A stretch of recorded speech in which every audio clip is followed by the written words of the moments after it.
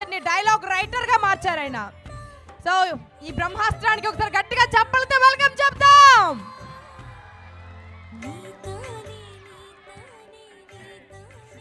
Sir ఏం మాట్లాడతా sir, we want thank you big time. 1083 మంది సార్, 1160 మంది, 1163 మంది టాలెంట్స్ని పరిచయం చేశారు తన సినిమాల రూపంలో. వింటున్నారా లెక్క? నెక్స్ట్ ఆ లెక్కలో మీరు కూడా ఉండొచ్చు. సో చప్పట్లు కొట్టడంలో మొహమాట పడకండి. Sir say something sir. నేను చాలామందిని ఇంట్రడ్యూస్ చేశాను, కానీ నాకంటే మీ ఊరే గొప్పది. రామానాయుడు గారిని ఇంట్రడ్యూస్ చేసిన ఊరు ఇది. నేను సురేష్ ప్రొడక్షన్స్ వెనకాల ఒక చిన్న అవుట్ హౌస్ ఉంటే ఆ అవుట్ హౌస్లో ఉండేవాడిని చిన్నప్పటి నుంచి. రోజు చూసేవాడిని. సోగ్గాడు పోస్టర్ వేసేవాళ్ళు, సెక్రటరీ పోస్టర్లు వేసేవాళ్ళు, అవి చూస్తుండేవాడిని. అలా అవి చూస్తా పెరిగా. నేను చాలామందిని రకరకాల వాళ్ళని ఇంట్రడ్యూస్ చేశాను. అభిరామ్నే నేను ఎందుకు ఇంట్రడ్యూస్ చేయాలి? నాకు చాలామంది దొరుకుతారు కదా, అభిరామ్నే ఎందుకు చేయాలి? ఎందుకంటే వాళ్ళ సొంత కంపెనీ ఉంది, వాళ్ళు ఎవరినైనా వాళ్ళే సొంతంగా తీసుకోవచ్చు, ఏమైనా చేయొచ్చు. నేనే ఎందుకు చేయాల్సి వచ్చిందంటే, అభిరామ్ ఒక గొప్ప యాక్టర్ అని కాదు, సురేష్ బాబు గారు అబ్బాయి అని కాదు, ఏమీ కాదు. ఏమై ఉంటుంది రీజన్ చెప్పండి? ఏంటంటే రామానాయుడు గారు ఉన్నప్పుడు ఒకసారి అడిగారు, మా మనవడితో నువ్వు సినిమా చేయాలి అని. సరే సార్ చేస్తాను అని చెప్పాను, వచ్చేసాను ఆఫీస్కి.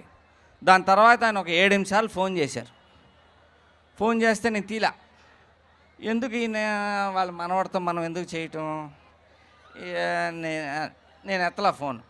7 నిమిషాలు చేశారు. దాని తర్వాత వాళ్ళ మేనేజర్ రాజా అని ఒక ఆయన ఉండేవాడు, ఆయన చేశాడు, ఆయన ఎత్తలా. కొన్ని రోజులు అయిపోయింది. ఒక 4 రోజుల తర్వాత మళ్ళీ ఆయన చేశారు. ఇంకా నేను మర్చిపోయాను, అయిపోయింది. తర్వాత కొన్ని రోజులకి ఆయన పాస్ అయిపోయారు. అక్కడి నుంచి నాకు గిల్ట్ స్టార్ట్ అయిపోయింది. అరే ఇంత పెద్ద మనిషి మనకు ఫోన్ చేశారే, ఎత్తలేదే, ఇది చాలా తప్పు కదా. మామూలుగా నేను మాటిస్తే తప్పను, చాలా పెద్ద తప్పు చేశాను నేను. ఎలా అని చెప్పి అప్పుడు అభితో చేద్దాం సినిమా అని చెప్పి కథ రెడీ చేసి, ఒక కథ రెడీ చేశాను. దానికి అభి కరెక్ట్గా ఉంటాడు అనుకుని ఫస్ట్ వెళ్ళి సురేష్ బాబు గారికి చెప్పాం. ఆయన ఓకే చేయండి, వెరీ గుడ్ అనలా. ఎందుకు వాడితో సినిమా చేయటం వద్దన్నాడు. ఇదేంది ఇది? అది కాదు సార్, నేను చేద్దాం అనుకుంటున్నా, నా కథకు ఓకే ప్లీజ్ అంటే, సరే నేను ఇంటికి వెళ్ళి కొంచెం ఆలోచించి చెప్తానని నైట్ మెసేజ్ పెట్టారు. ఓకే చేయండి, కథ అతనికి మ్యాచ్ అవుతుంది కాబట్టి చేయండి అంతే, కానీ మళ్ళీ ఎందుకు అని నేను చెప్పలా. నాయుడు గారి కోసం నేను చేస్తున్నానని ఆయనకి చెప్పలా. ఇది కిరణ్ గారికి చెప్పా. కిరణ్ గారు ఓకే చేసేద్దాం అన్నాడు. అయిపోయింది సినిమా. కొన్ని రోజులు షూటింగ్ అయిపోయినాక రష్ చూశారు సురేష్ బాబు. చూసి అసలు ఎందుకు తీశారు సినిమా, వీడు సరిగ్గా చేయలేదు కదా, ఆపేయండి సినిమా, ఆపేసి ఉండాల్సింది కదా. అప్పుడు చెప్పా, సార్ మీరు ఒక బోల్డ్ కోట్లు ఇస్తున్నారని చేయట్లేదు సార్ నాకు సినిమా. దీనివల్ల నాకు బోల్డ్ పేరు, బోల్డ్ డబ్బులు వచ్చేస్తాయని కూడా కాదండి. నేను నాయుడు గారి కోసం చేశాను ఈ సినిమా, ఆయన కోసమే చేశాను.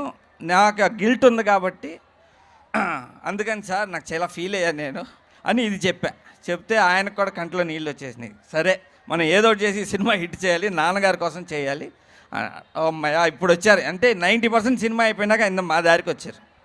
మామూలుగా ఏంటంటే ఓకే మా అబ్బాయిని చెయ్యి అనగానే ఏ ఫాదర్ అయినా హ్యాపీ ఫీల్ అవుతారు. ఈయన అట్లా లేడు అసలు.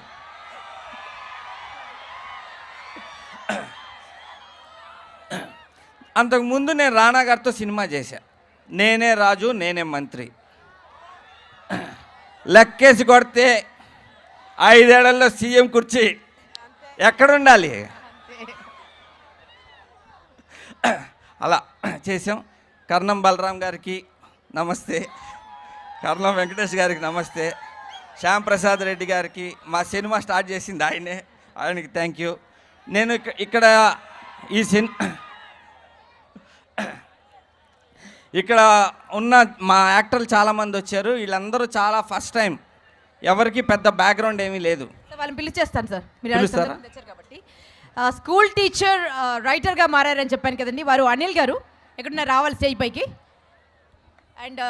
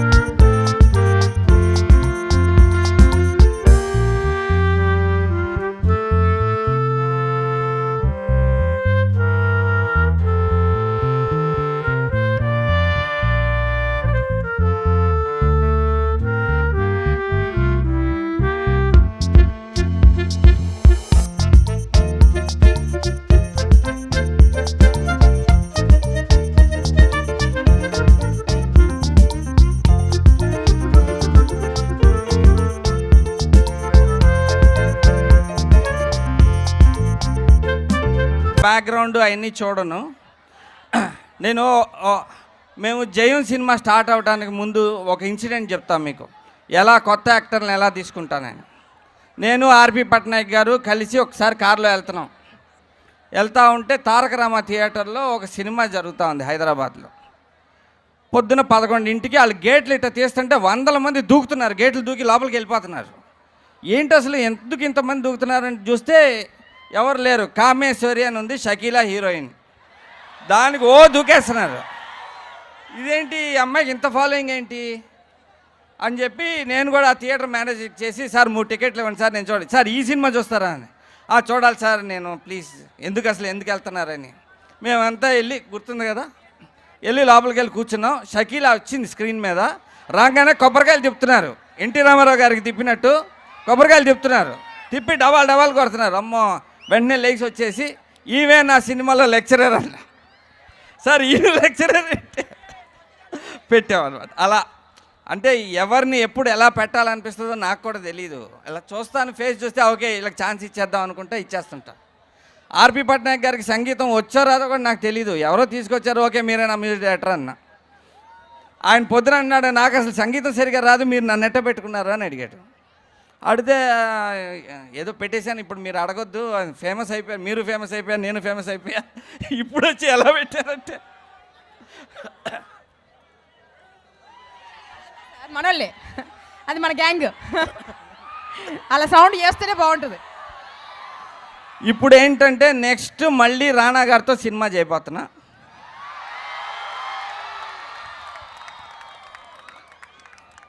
నేనే రాజు నేనే మంత్రి తర్వాత నేను అనుకునే టైటిల్ చెప్తా, ఇది ఇంకా కన్ఫర్మ్ అవ్వాలా, రాక్షస రాజు. బాగుందా? అది దాంట్లో ఒక 45 మందిని ఇంట్రడ్యూస్ చేద్దాం అనుకుంటున్నా. 45 మీకు ఎవరికైనా ఇంట్రెస్ట్ ఉంటే, ఎవరికి ఇంట్రెస్ట్ ఉంది వాళ్ళు చేయలేపండి. యాక్టర్స్ అవ్వాలనుకున్న వాళ్ళు చేయలేపండి. యాక్టర్స్ అవ్వాలనుకున్న 45 మంది కావాలంట. హలో, ఎవరికి ఉంది యాక్టర్ అవ్వాలని? Sir audition done. మీరందరూ నన్ను ఇన్స్టాలో ఫాలో అవ్వండి, దాంట్లో నేను డీటెయిల్స్ పెడతా, మీరు అప్లై చేయండి. నాకు చీరాల నుంచి రామానాయుడు గారి ఊరు నుంచి కనీసం 10 మంది కావాలి. అదే చీరాల నుంచి 10 మంది కావాలంట, కారంచేడు నుంచి. ఇప్పుడు ఇంకా మా హీరోయిన్ కూడా పరిచయం చేసేస్తాను.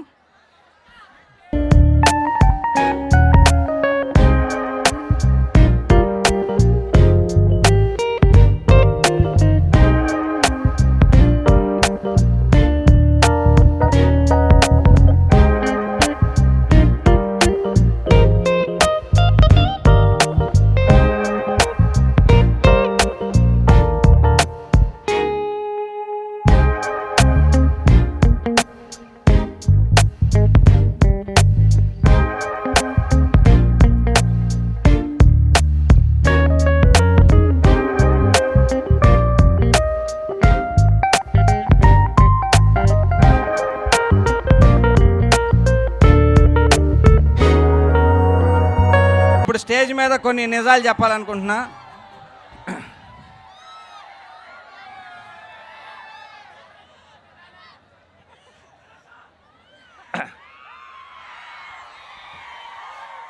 గీతిక,